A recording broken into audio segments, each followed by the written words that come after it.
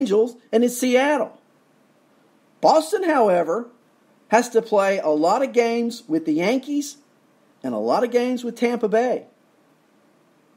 I'm not saying the Red Sox can't make the playoffs. I'm just saying it's not a foregone conclusion that the two wild cards are going to come out of the American League East. Oakland is a player. Oakland is a participant. And now let's look at run differentials, because it's interesting to note the top 5 run differentials in the American League. Number 1, this should come as no surprise, Minnesota.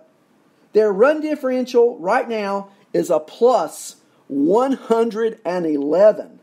Wow. 111, folks.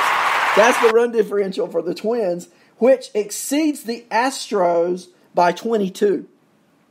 The Astros run differential at 35-19 is 89 above opponents. Okay, so they're second. Third in run differential advantage, Tampa Bay. That's right, Tampa Bay at 67. Fourth in run differential advantage, the Yankees at 65. And fifth in run differential, the Swingin' A's. That's right, the Swingin' A's, Oakland. Plus 35 right now as we head into Memorial Day. And I think Memorial Day is a good litmus test on where we're standing and looking at these teams. Okay? And here's how I look at fantasy baseball. Yeah, Malpal, you're right. The A's are doing all this without Chris Davis, just like the Yankees are doing what they're doing without Aaron Judge and Stanton. And so these are the teams, the Yankees and the A's, I think, that are scary. Imagine what they'll be like when they're at full force. Olsen has been a godsend to the A's, getting him back. And this hand injury they were talking about, well, it hasn't affected his power at all. He's hitting like Matt Olson, like we expect him to do. So I've got my eyes on the A's. I've got my eyes on the Yankees. That American League East, again, no foregone conclusion. All 3 teams will make the playoffs. Boston, Tampa, Yankees. And I'm not saying the Yankees are going to make it. I'm not saying the Rays are going to make it. I'm not saying the Boston's going to make it. I'm just saying look out for Oakland. And I did, Phil Chappie. I mentioned Luzardo. You're right. And Luzardo is not far away. I'm thinking from what I'm reading, Luzardo is up in Oakland in June. Probably late June, if all goes well, but in June. All right? So you're looking at 3 or 4 weeks, and Jesus Luzardo is in the starting rotation for the A's to go with Montas. That is going to be a formidable group. Just something to think about. Let's look at the National League. In the National League, you got the Phillies at 31-22, a 1.5 game lead over the Braves, 4.5 game lead over the Mets, and a 9 game lead over Washington. The Cubs, 30-21, a 1.5 game up on Milwaukee, and 4.5 up on St. Louis and Pittsburgh. The Reds only 6.5 out, by the way. And we're going to look at run differential in that division in just a moment. I think it's very interesting. And then in the National League West, where there's a little bit of a gap, of course, and there has been all year, and there probably will be all year. The Dodgers at 35-18, they've won 8 of 10. They have, and won 3 in a row. They have a 3-game lead over the Diamondbacks, who are 28-25. Excuse me, a 7-game lead. My math's off. 7-game lead over the Diamondbacks, and a 7-game lead over the Padres, who are also 28-25. Let's look at run differentials in the National League. Who would you think has the biggest run differential gap? Of course, it's the Dodgers. They have the best record. They should have the largest differential, and they do. Number 1 in the National League at 79. Okay. Who's number 2? How about the Cubs? The Cubs at plus 54 run differential. Who's number 3? And this one's going to surprise you. I really believe this one's going to surprise you a lot. The Arizona Diamondbacks at 49. A 49-plus run differential for the Diamondbacks. Okay? And if that one surprises you, then number 4 is really going to surprise you. This one, to me, is the biggest surprise of all because I look at run differential as an indicator of team success.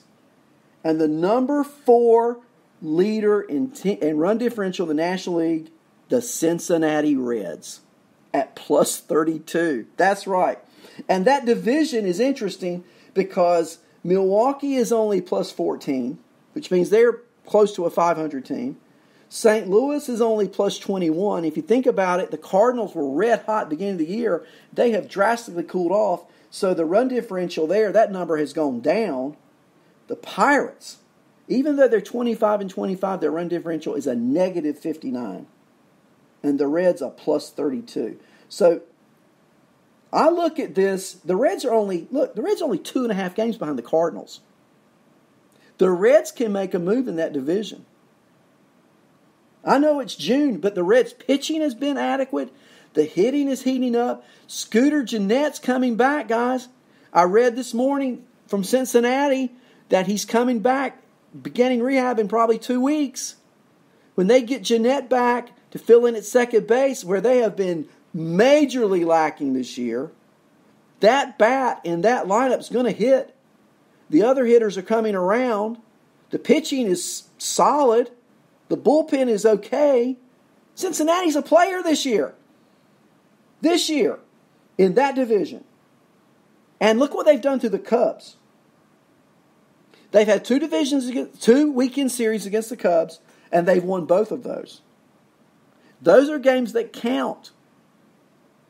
And when you can beat the first place team, you make the whole division tighter. All 5 teams in that division are within 6.5 games of another. And when you are within a week of winning all your games and the top team losing all theirs, of being in first place, that is competition, and that means it's on. So look out for the Reds in that division. Okay? Now, are there any other surprises? Well, not really in looking at run differential. The Braves are only plus 17, but the Phillies are only plus 27.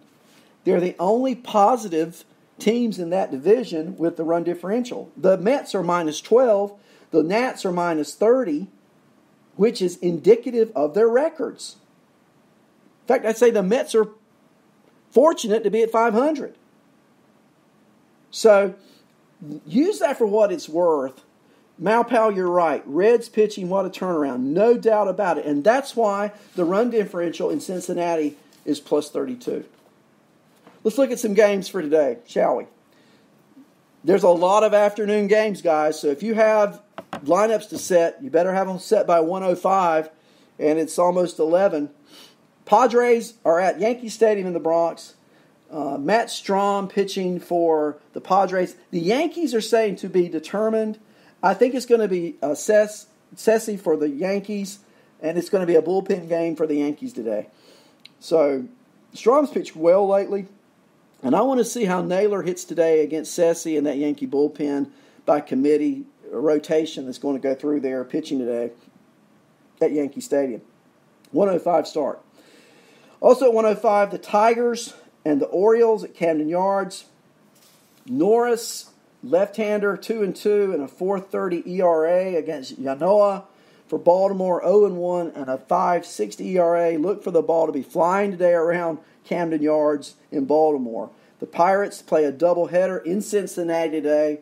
And, the Reds, if they can win both of these games, and they certainly can, let's see. They got 2 good pitchers going to that Great American Ballpark. Kingham starts game 1 at 110 for the Pirates. He's been their worst starting pitcher this year, and I don't look for anything out of Kingham. He's going against Luis Castillo, the ace of the Red staff. Castillo had a bad outing his last outing, his only sort of blip on the radar. He's 5-1 with a 2.38 ERA. I look for the Reds to win that game. And then in the nightcap, we get to see rookie Mitch Keller. No record, of course, is his first start in the major leagues against Sonny Gray. And Sonny Gray has deserved a better fate. He's 1-4 with a 3.78 ERA. But I've watched Sonny Gray, and that was a great offseason acquisition by the Reds, getting Sonny Gray. So those are interesting games in Cincinnati today.